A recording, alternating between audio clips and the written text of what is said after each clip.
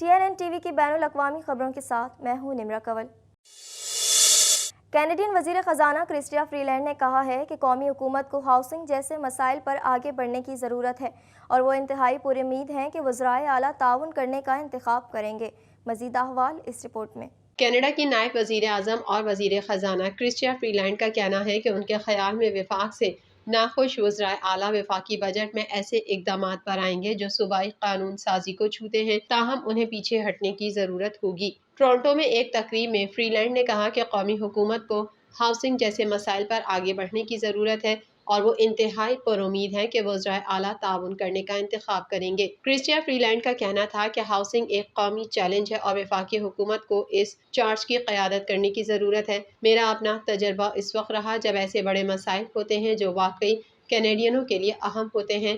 تمام تر آواز اور غصے کے بعد لوگ اپنی آستینیں چڑھانے اور کینیڈینوں کے لیے جیت کا نتیجہ تلاش کرنے کے لیے تیار ہوتے ہیں۔ حالیہ مہینوں میں اور بجٹ کے اجرا کے بعد کئی وزرائے اعظم نے اس بنیاد پر وفاقی حکومت کے خلاف پسپائی اختیار کی ہے کہ کچھ اقدامات صوبائی دائرہ کار کو چھوتے ہیں۔ فیڈریشن کی کونسل کی طرف سے جمعے کو جاری کردہ ایک خط میں جو تمام 13 صوبوں اور علاقوں کے رہنماؤں کی نمائندگی کرتا ہے، وزرائے اعلیٰ نے کہا کہ وفاق کو بجٹ سے پہلے ان سے مزید مشورہ کرنا چاہیے تھا۔ کرسٹیا فری لینڈ نے کہا کہ مثال کے طور پر وفاقی بچوں کی دیکھ بھال کے پروگرام نے صوبوں اور علاقوں کے ساتھ کئی سودوں کے ذریعے بات چیت کی کہ تعاون ممکن ہے۔ کینیڈا کی ایک انسانی امدادی تنظیم کا کہنا ہے کہ اس ہفتے غزہ میں اس کے پانی کے امدادی ٹرک پر بمباری کی گئی تھی۔ مزید جانیں گے اس رپورٹ میں۔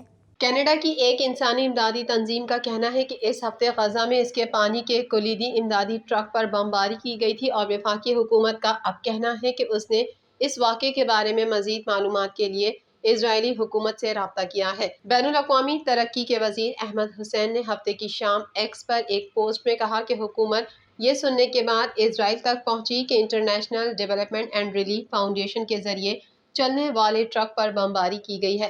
فلسطینی لوگوں کے لیے انسانی امداد کا تیز رفتار اور بلا روک ٹوک گزرنا انتہائی اہم ہے۔ International development and relief foundation Canada کے پانی کے ٹرک پر بمباری کی اطلاع ملتے ہی میرا دفتر ان تک پہنچا اور ہم نے اس واقعے کے بارے میں مزید معلومات کے لیے اسرائیلی حکومت سے رابطہ کیا۔ حسین نے کہا، انسانی ہمدردی کی بنیاد پر امدادی کارکنوں اور آپریشنز پر حملوں کو ناقابل قبول قرار دیا۔ یہ رد عمل امدادی ایجنسی کی طرف سے اوٹاوا سے اس بات کی مکمل تحقیقات کرنے کا مطالبہ کرنے کے بعد سامنے آیا ہے کہ اس کے خیال میں یہ ایک ٹارگیٹڈ واقعہ تھا۔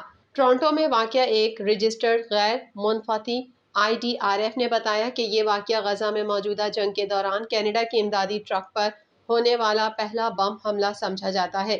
اسے بین الاقوامی امدادی برادری کو مزید نشانہ بنانے کے طور پر نہ دیکھنا مشکل ہے۔ تنظیم اگر یہ سمجھتی ہے کہ اسرائیلی فوج ذمہ دار تھی اور وہ کینیڈا کی حکومت سے تحقیقات کا مطالبہ کر رہی ہے تو وہ قطعی طور پر نہیں کہے گی۔ یہ واقعہ صرف 2 ہفتے بعد پیش آیا جب اسرائیل نے اعتراف کیا کہ اس نے ورلڈ سینٹرل کچن کے قافلے کو نشانہ بنایا جس میں 7 امدادی کارکن ہلاک ہوئے، جن میں دوہری کینیڈا امریکی شہری جیکب فلنگرز بھی شامل تھے۔ IDRF کا کہنا ہے کہ ہم کینیڈا کی حکومت کی مدد کے لیے تلاش کر رہے ہیں۔ کم سے کم حکومت کو اس بات کی تحقیقات کرنی ہوگی کہ یہ سمجھنے کے لیے کیا ہوا کہ زمین پر خدمات فراہم کرنے والی کینیڈا کی امدادی ایجنسی کے ساتھ ایسا کیسے ہو سکتا ہے۔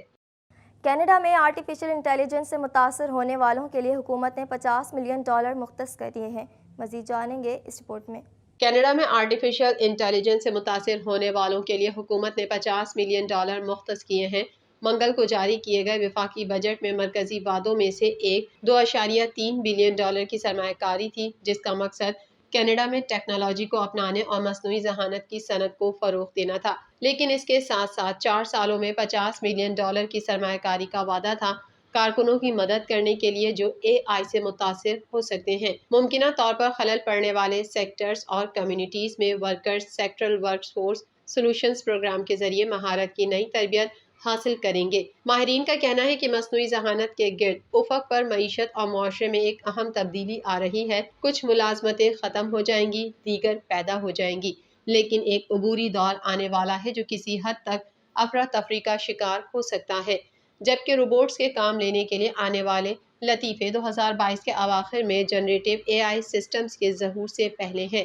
چیٹ GPT جیسے سسٹمز کی وسیع پیمانے پر دستیابی نے ان خدشات کو بہت سے لوگوں کے لیے حقیقی بنا دیا۔ یہاں تک کہ صنعتوں کے کارکنوں نے اپنے روزمرہ کے کاموں میں ٹیکنالوجی کو ضم کرنا شروع کر دیا ہے۔ اسرائیل کی غزہ میں جارحیت نہ رکی، 24 گھنٹوں کے دوران مزید 48 فلسطینیوں کو شہید کر دیا گیا۔ مزید تفصیلات اس رپورٹ میں۔ اسرائیل کی غزہ میں جارحیت نہ رکی، 24 گھنٹوں کے دوران مزید 48 فلسطینیوں کو شہید کر دیا گیا۔ صہیونی طیاروں نے نصیرت کیمپ پر پھر بمباری کی، جس کے نتیجے میں مزید 7 فلسطینی شہید ہو گئے۔ سفاک فوج نے تازہ حملوں میں ایک اور 9 مولود سے ماں کی گود چھین لی۔ فلسطین میں شہداء کی مجموعی تعداد 34,097 سے تجاوز کر گئی ہے، جبکہ اسرائیلی حملوں میں 76,980 افراد زخمی ہو چکے ہیں۔ دوسری جانب امریکہ نے اسرائیلی فوجی یونٹ پر پابندی عائد کرنے کا فیصلہ کیا ہے۔ پابندی مغربی کنارے میں انسانی حقوق کی خلاف ورزیوں کے باعث عائد ہوگی، تاہم اسرائیلی وزیر اعظم نے ممکنہ پابندی کا ڈٹ کر مقابلہ کرنے کا اعلان کر دیا۔ اسرائیلی وزیر اعظم نیتن یاہو نے کہا ہے کہ فوجی بٹالین کے خلاف پابندی کا تمام طاقت سے مقابلہ کروں گا۔ ادھر ایرانی سپریم لیڈر آیت اللہ خامنہ ای نے اسرائیل پر کامیاب حملہ کرنے پر افواج کی تعریف کی ہے۔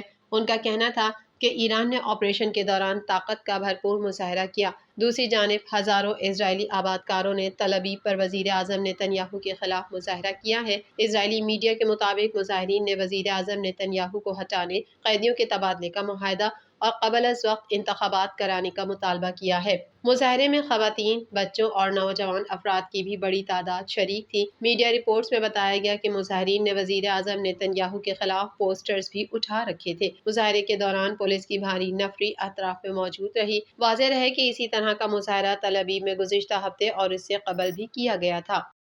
امریکی ایوان نمائندگان نے اسرائیل کے لیے 26 ارب ڈالر جبکہ یوکرین کی امداد کے لیے 61 ارب ڈالر کا بل منظور کیا تاکہ روس کے خلاف اس کے دفاع میں مدد کی جا سکے۔ مزید جانیں گے اس رپورٹ میں۔ امریکی ایوان نمائندگان نے مجموعی طور پر 95 ارب ڈالر کی بیرونی امداد کا بل منظور کر لیا۔ خبر ایجنسی کے مطابق امریکی ایوان نمائندگان نے اسرائیل کے لیے 26 ارب ڈالر جبکہ یوکرین کی امداد کے لیے 61 ارب ڈالر کا بل منظور کیا تاکہ روس کے خلاف اس کے دفاع میں مدد کی جا سکے۔ امریکہ اسرائیل کو 6 ماہ بعد بھی جنگ بندی پر راضی نہ کر سکا اور اس کی آشرباد سے اسرائیل نے غزہ میں قتل عام جاری رکھا ہوا ہے۔ 6 ماہ سے زائد جاری اسرائیلی حملوں میں 34,000 سے زائد فلسطینی شہید ہو چکے ہیں۔